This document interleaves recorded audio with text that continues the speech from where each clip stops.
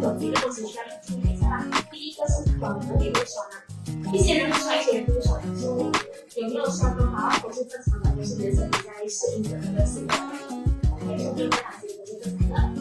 你要做什么事情才对不对？